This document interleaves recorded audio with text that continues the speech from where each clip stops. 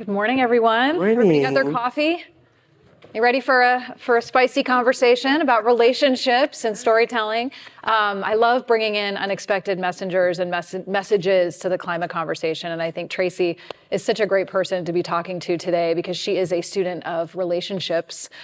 She is a storyteller, and so we're going to talk a little bit about relationships and what we can learn about our relationship with the planet, with each other, and with story. And so let's start with sort of your expertise as an anthropologist of relationships. What do you think we can, what do you bring into this from your work studying relationships and how that kind of parlays into how we have a relationship with the earth and our planet? Okay, so I host a reality show about relationships where a bunch of people move into a house and try to work it out. It's basically, there's a couple and there's people against them, and then I coach them into getting the blessings instead of, it's a rose ceremony. But so the point is that couples come in, they sit down, and they have something going on. And you could describe our current relationship to the planet as a dysfunctional marriage. Agreed. And so what do you do to start to remedy and start to understand how to shift the narrative in a relationship? And so once we understand that we're in a relationship with the planet, I think we will start, and it's personal, I think there's an opportunity to start telling the story about what to do differently. And like Renee, who was on before us, that was amazing. Thank you so much. What she's talking about is attunement. What I would say is I would go back a level to attachment. And Stan Tatkin talks about attachment. Like we are right now insecurely attached to our mother, right? The planet. And a secure attachment is 5 principles. It is collaboration, mutuality, fairness, sensitivity, and justice. And last night after yesterday's sessions, and I was listening to everything at the awards ceremony, and I was thinking about, I feel like I didn't really understand what justice was. I would always go, what's that one? It sounds like fairness. Isn't that the same thing? And I'm like, justice is when a wrong has been done, you make it right. And if we all make ourselves responsible for the ecology of our relationships, it really starts with ourselves and how we're relating to ourselves. Are we pouring a lot of, because all we're doing there is extrapolating our own thing into the world, first at the level of, couple, family, workplace, planet, government, whatever. So I think it's all about understanding that there are these principles that govern human behavior and that they're operating at every single level. And what we're seeing in a climate and sustainability level is we are not in mutuality or collaboration, sensitivity, fairness, or justice. Mm-hmm. What about another dysfunctional relationship, which is our relationship with each other, sort of at a macro level right now? There's so much division, and so many people are, consuming information in an echo chamber, right? Yeah. How can we bridge those divides with one another? One of the things that I had this idea, so I come from journalism like Anna, and then I moved to scripted television. And what I see in the internet is like the high fructose corn syrup of ideas. It's like you're supposed to have strawberries for 2 weeks a year. And then we have strawberries 24/7 in every single product that we eat. So of course we're in some sort of crazy misalignment. So I feel like what we get with, and the other thing I will say is that I live in Ohio, and I live in a white flight suburb, and I live in a cul-de-sac, and my neighbors are everyone that we think if you were someone asked you with a clipboard outside Whole Foods, hey, would you like your neighbor who you get her NRA magazines in the mail, in your mailbox by accident? And these people are, and if you asked her, would you like your Hollywood neighbor? It would be like, no. But on a real level, we love each other. We have full cooperation pretty much at every level. And I think it's about we have a lot of brain structures modular memory that evolved for othering, it evolved for suspicion, and we have to know that's taking place. And somehow the cul-de-sac is an in-group that is bigger than the out-group of, the fact that my dad was in prison, or I come from California, you know what I mean? So we just have to figure out, how do we make bigger in-groups?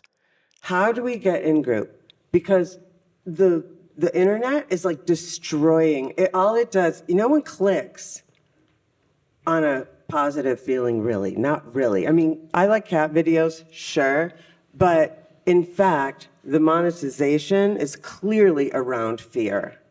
Right. Well, I think, division. yeah, I mean, there was just a recent study that negative headlines and fear-based headlines attract more attention, right? People are likely to click on it. That it's actually a decrease in engagement because people, click on it and then they get overwhelmed or angry or upset and they click away. So it's certainly not a way to engage people. I mean, at least that's what we found at the cool down.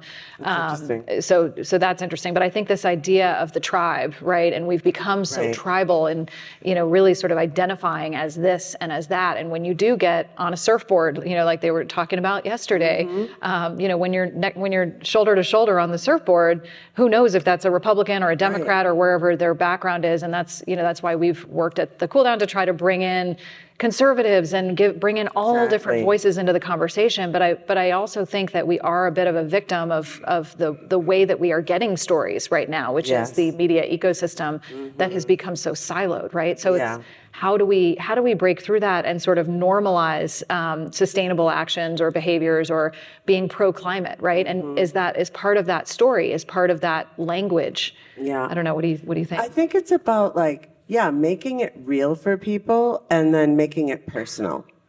I was thinking about the personal is political. I was like, actually, maybe the political is personal. Like if I practice sustainable principles in my own life, and I don't mean recycling. I mean, how am I relating to the people and places in my life?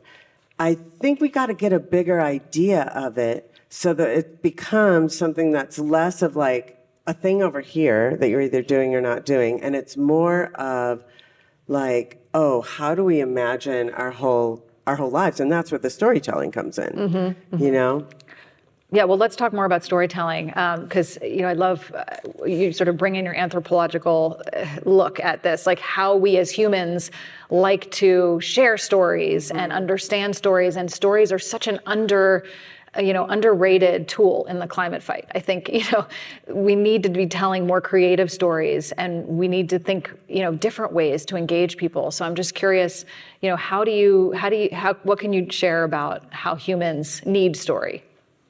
Yeah, exactly. I mean, everything we do is a story. Like, stories really are who we are. It's how we organize reality. It's how we make sense of things. It's how we process. Like, I write television, as I said, and, television is just like hardcore logic story. And when I first started, I thought I knew what a story was. And then somebody said to me once, do you know what a story is? And I was like, yeah, I mean, what is it? And she was like, it's a beginning, a middle, and an end. And I was like, oh, okay. And I always think about like the cave paintings. I was just looking this up the other day. The cave paintings are like 60,000 years old or 40,000 years old. And they were out there literally doing Instagram posts on the side of the cave going, dude, I went out, I got a antelope, and then I killed him, and now we're eating it. And they would draw that on the side of the cave because that's how, Pixar, it didn't happen. You know what I mean? It's like they are out here making sense. And this is like tens of thousands of years ago. And I also think about Sapiens. I think about the first 100 pages of that book talked about we won the sweepstakes of evolution because we evolved a frontal lobe that could do symbol, and that could do a flag. It could do, an abstraction. It could do God. It could do, the Kansas City Chiefs. It could do a team. So all of a sudden we were able to communicate and connect far wider than whatever with 150 in our tribe. So I think when we're telling stories, we need to understand that we're really trying to get in at, I look at genre, for example. The more simplified the pieces are, or behind the music, right? It's the same story. Gilligan's Island, it's the same story every time. And the more we can get into those things, the wider we can take the message. We can't just take a message to the people who are able to abstract. The college-educated people who, and I say that not in a reductive way. I say it as people who spent years training their mind to understand these things. The people winning media right now are not in abstractions, Right. We have to come down to genre. Right. And give some examples of genre, because I know obviously you have a reality show, right? We were just talking about true crime. Yeah, true crime. How could we think creatively about bringing in some new genres into this space and helping to kind of, because those are also things that unite us, right? Everybody loves The Bachelor. Everybody loves a true crime podcast, right? Well, I think that the stories, and when you talk about The Bachelor, what I hear, so human beings evolved for two things. We actually, survival and reproduction. The two longest shows on television are The Bachelor and Survivor, because those shows apply to everybody. Okay, so now we need the Survivor. That's right. Climate edition. That's right. All the places that are going to disappear, right? I think we've just solved the problem. I'm serious. I was rereading our notes and right before we got in here, and I was thinking, you said something like, "Oh, what would be a fun show?" And I was like, what would be a fun show? It would a reality show, because social experiments sell. Experiments sell right now. Everybody creates their own world, and then things happen to that world, climate things, and some of them lose their world, and some of them keep their world. And I was like, we could sell that. It would be 5 people or whatever. It's whatever, teams. I don't know exactly how you do it, but you would have to basically make good decisions, good stewardship, good all of it in order to win the game. Yeah, I love that. What do you guys think? We're pitching, guys. We're pitching.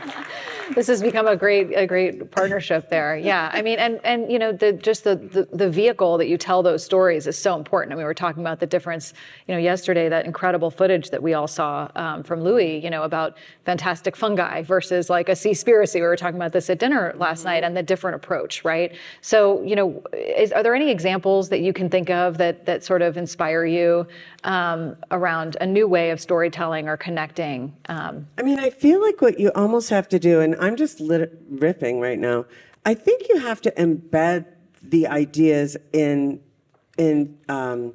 things that already exist.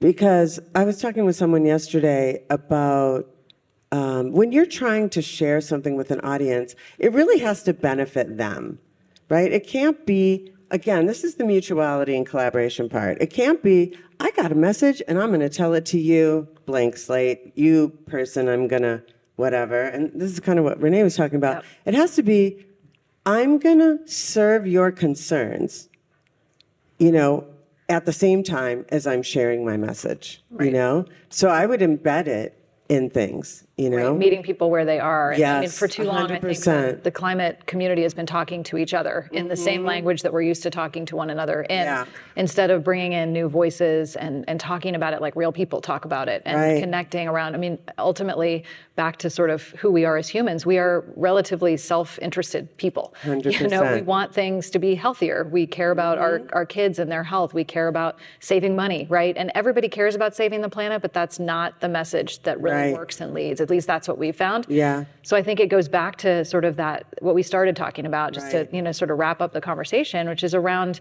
our relationships with one another and with the planet. And, I think in this point, it's impossible for everybody to think that way, right? But is your argument that if enough of us re-examine our relationship with the planet and with one another, that could be a powerful force for solutions? Yeah, I think if we are more connected on a heart level, on a one-on-one, like on a human level, we will naturally move in the direction of sustainability.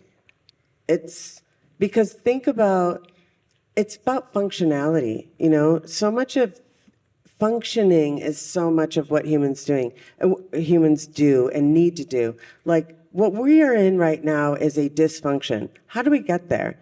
Well, you know, late stage capitalism or even middle stage capitalism encourages this idea of exploitation. It says, that's separate. Right. Instead of, that's me. Well, and I think there was somebody said yesterday, I think it was Wade, who said, you know, nature is not a place, nature is home. And I think, you know, the idea that we have othered the planet and we have othered one another so much, that is the unlock. Yeah. And I also think we need to see ourselves more. I wish there was more of a narrative around human beings as animals. You know, we're animals. We're animals that are very destructive. We're animals that are brilliant, but we are animals. And if we saw ourselves as just, I mean, of course, this is like, we run into a billion problems with this, but it doesn't matter. If we know that, then we understand, oh, I'm at one with this thing that's happening. I am not separate from it. But I do think the message, America, is based on the idea that, you know, it's conquering, it's separation, it's othering, it's all those things. And that's what we need to switch. And how do we do that? It starts right here. You know, it starts with my relationship with myself. What is my self-talk? What is, you know, is it violent? Is it transactional? Is it administrative? Is it loving? I mean, of course, it's going to be all those things. But if we could become aware of that and then begin to practice in the places that we're closest to, I really think there would be, I mean, I don't know if it's a time thing either. I think it's more of a light switch. And once we get it, once a light goes on, it will go on in a lot of places. But it's going to be like, we are each individually going to hold it and take it into our worlds. Right. Well, and stories can be, you know, that moment, that light bulb, right? That seeing that image of the bee, you know, pollinating the plant or whatever it is for you, right? Mm-hmm. So we could talk all day, but I hope hopefully this has inspired some different thinking. And thank you to Amy and everybody for having us. And our Biosphere reality show. Yeah, stay tuned. Yeah. Stay tuned. Thank you, Thanks, Tracy. everybody. Thanks, Anna.